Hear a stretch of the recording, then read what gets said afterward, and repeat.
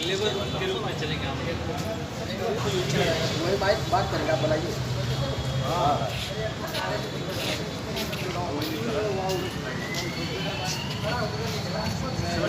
Sir, आज हमारे देश के प्रधानमंत्री जी का जन्मदिन है। इसके उपलक्ष्य में आप क्या कहेंगे?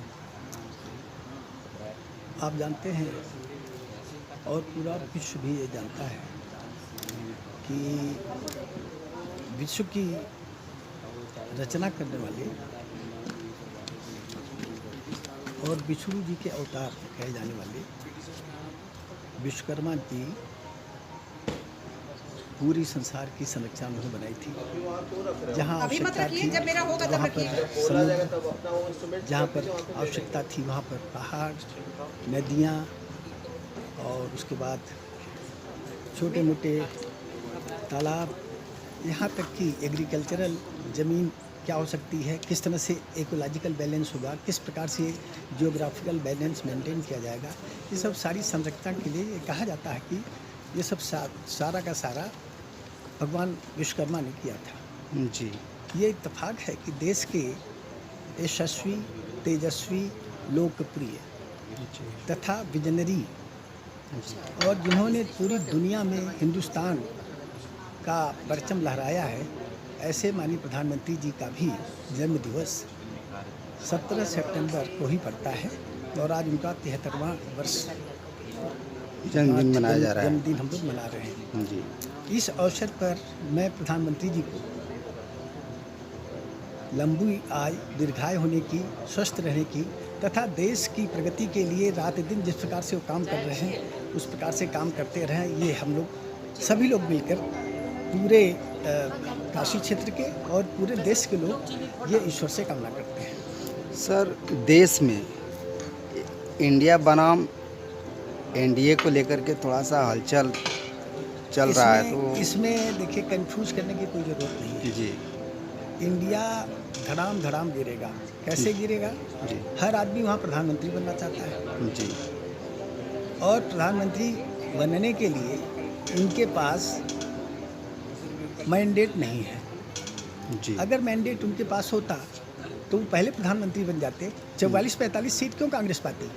जी। बाकी लोगों की तो स्थिति सपा 5 पाई, बसपा 10 पाई, वो भी गठबंधन के कारण पाई थी। तो आज माननीय प्रधानमंत्री जी, अभी मैं देख रहा था, माननीय जो पूर्व प्रधानमंत्री जी हैं डॉक्टर मनमोहन जी ने कहा है कि हमको कांग्रेस वालों ने काम नहीं करने दिया, नहीं तो मैं भी कुछ अच्छे डिसीजन ले सकता था, लेकिन माननीय मोदी जी जैसा प्रधानमंत्री पूरे विश्व में नहीं है, उनके जैसा लीडर पूरे विश्व में नहीं है। मैं उनकी तारीफ करता हूं और उनके दीर्घायु होने की कामना करता हूं। ये अभी उनका स्टेटमेंट आया है। जी सर। और आज पूरे देश में माननीय प्रधानमंत्री जी का जो कार्यक्रम है, उन्होंने विश्वकर्मा सम्मान योजना भी शुरू किया है। इसमें 3 लाख तक के जो ऋण हैं वो 18 प्रकार के जो हमारे कर्मकार भाई हैं उनको देने की व्यवस्था की गई है। उसमें किसी प्रकार का आपको कोलेटरल नहीं देना है, किसी प्रकार का आपको उसमें सिक्योरिटी नहीं देनी है। जी सर। उसके अलावा उन्होंने ये भी किया है कि जितने कर्मकार भाई हैं उनको काम दिया जाएगा, उनकी ट्रेनिंग कराई जाएगी और उनको आगे बढ़ाने के लिए हर तरह का संभव प्रयास किया जाएगा। तो आज हम लोग बहुत खुशी मना रहे हैं कि माननीय प्रधानमंत्री जी ने आज कर्मकार योजना, एक तरह से विश्वकर्मा योजना के नाम से जो शुरू किया है, वो उससे देश के उन 18 गरीब परिवारों, गरीब कैटेगरीज को, जैसे उसमें स्वर्णकार है, उसमें जो मूर्ति बनाते हैं वो हैं, उसमें जो मोची हैं वो हैं, उसमें मछली के लिए जो जाल बुनते हैं, जो आपके नारियल से कायर बनाते हैं और जो हर तरह का जो हमारे प्रजापति जी लोग हैं वो जो छोटे छोटे ये बनाते हैं आपके मिट्टी के। तो इस प्रकार से सभी लोगों को, विश्वकर्मा जी जो लोग हैं वो जो लकड़ी के काम करते हैं, कुछ लोहे के काम करते हैं, हर तरह के लोगों के लिए प्रोत्साहन के रूप में आज बहुत बड़ी योजना देश में प्रसारित की गई है। सर, हिंदू राष्ट्र बनाने की मुहिम चल रही है, तो पहले भी तो हिंदू राष्ट्र था, आज भी है, कल भी रहेगा। हमारा देश सनातन धर्म पर चलता है। जी। सनातन धर्म दुनिया के जितने भी धर्म हैं उसमें सबसे पुराना धर्म है। जब धर्मों की उत्पत्ति नहीं हुई थी तब से सनातन धर्म है। सनातन धर्म में ऊंच नीच छोटा बड़ा की कॉन्सेप्ट नहीं है, लेकिन लोग अपने अपने तरीके से उसको डिफाइन करने का प्रयास करते हैं। लेकिन हम सनातन धर्म से ही गवर्न होते हैं और उसी के अनुरूप काम करते हैं।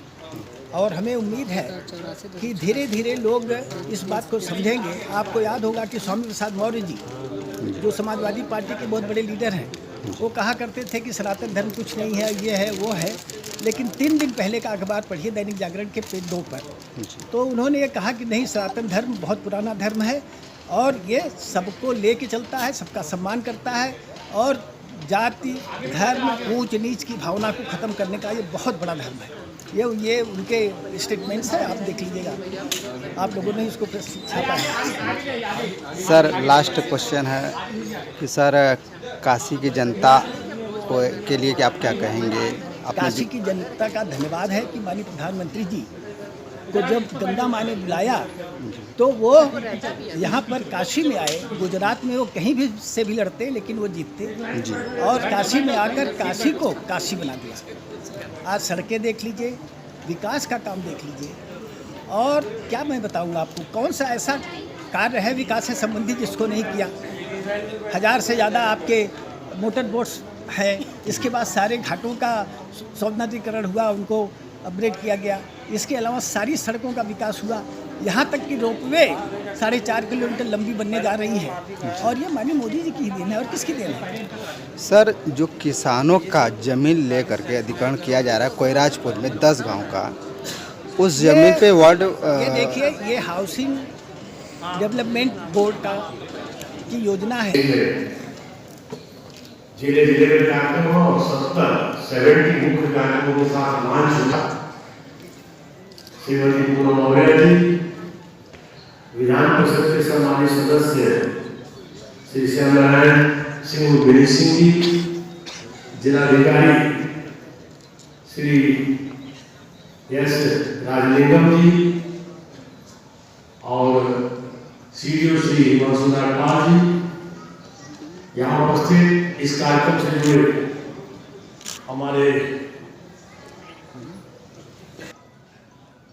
माननीय विधायक जी केंद्र, माननीय विधायक जी सचेरा, माननीय एमएलसी सर, उपस्थित सभी मेरे साथी अधिकारी और इस योजना के प्रारंभ में आए हुए सभी हमारे संतान हैं और पत्रकार बंधु, ये सौभाग्य प्राप्त हुआ है कि आज पीएम विश्वकर्मा योजना का शुभारंभ होने जा रही है और आज हमारे प्रधानमंत्री जी का जन्मदिन भी है और इसी को स्वच्छता ही सेवा सप्ताह के रूप में, सेवा पखवाड़ा के रूप में इसको मनाया जाता है। और इससे संबंधित सभी गरीब कल्याण से जुड़ी हुई योजनाओं का भी ये लगातार आज से लेकर 2 अक्टूबर तक ये अनवरत चलता रहेगा। विभिन्न विभाग द्वारा अपनी योजनाओं की इसमें जो गरीबों तक पहुंचवाने का कार्यक्रम होगी। ये आज का ये पीएम विश्वकर्मा योजना का जो मुख्य उद्देश्य है, ये ऐसे जो आर्टिसन है, जो उनके पास स्किल तो है परंतु इतना कैपिटल ना होने के कारण वो अपने बिजनेस को आगे नहीं बढ़ा पा रहे हैं। जैसे आपको याद होगा ये स्वनिधि योजना जब लॉन्च हुआ था तो कोरोना काल के बाद जितने भी पटरी व्यवसायी हैं, जितने भी स्ट्रीट वेंडर्स हैं, उनके सामने बहुत बड़ी मुश्किलें खड़ी थी कि अचानक लॉकडाउन के बाद उनको अपने बिजनेस शुरू